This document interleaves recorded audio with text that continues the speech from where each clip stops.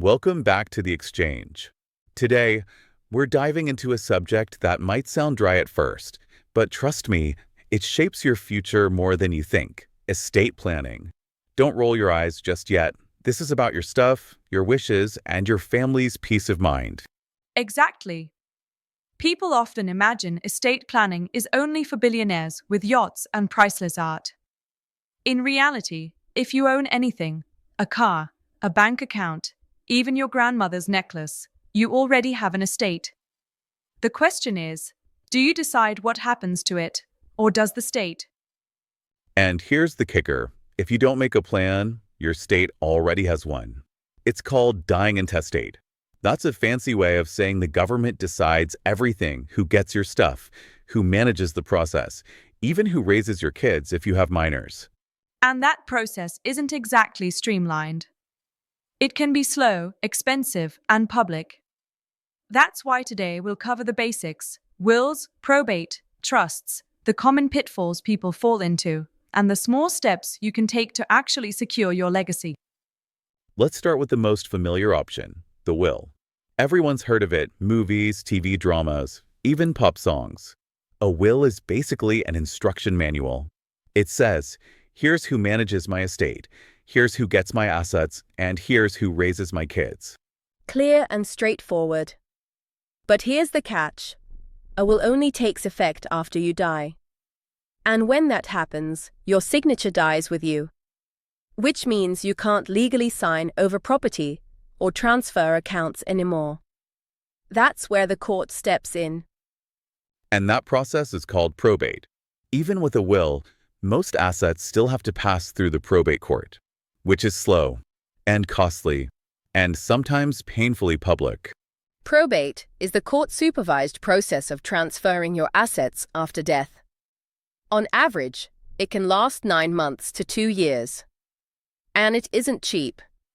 Court costs and attorney fees usually eat up 3 to 8% of the estate's value. On a $1 million estate, not unusual if you own a house and some retirement accounts, that's $30,000 to $80,000 gone. Money that could have gone straight to your family. And if you own property in multiple states, congratulations, you may get multiple probates, one for each state. It can get complicated very quickly. So, wills are useful, but they don't avoid probate. That's why many people look to another tool, the revocable living trust. Now, when I say trust, people often imagine something only the super wealthy need. But that's one of the biggest myths. A revocable living trust is actually useful for very normal families, especially if you own real estate, have kids, or just want privacy. Here's why.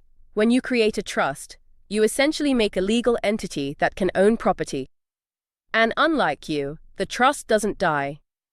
So if your house, bank account, or investments are titled in the trust's name, there's no need for the court to step in when you pass away. The trust just keeps on going. That means no probate for those assets. Faster, cheaper, and more private. Plus, you can add rules like my child gets half at 25 and the rest at 30, or this money can only be used for education. It's a way to guide your legacy, even after you're gone. But here's the trap. A trust only works if you actually put your assets into it. This step is called funding the trust. If you never retitle your house, never update your bank accounts, then the trust is just an empty box. And those assets will still go through probate. Exactly. That's the number one mistake. People spend the money to create a trust, but then forget to fund it. Other pitfalls include not updating your plan after major life changes, like divorce, new kids, or buying property in another state. And let's not forget, a revocable trust isn't a magic shield. It doesn't protect assets from creditors or wipe away estate taxes. For that, you'd need more complex tools like irrevocable trusts. But for most people, a basic revocable trust is the right fit. So, what should you actually do if you're listening right now? Step 1. Take inventory of your assets. Write down what you own: house, accounts, vehicles, sentimental items. Step 2. Think about people. Who should manage your estate?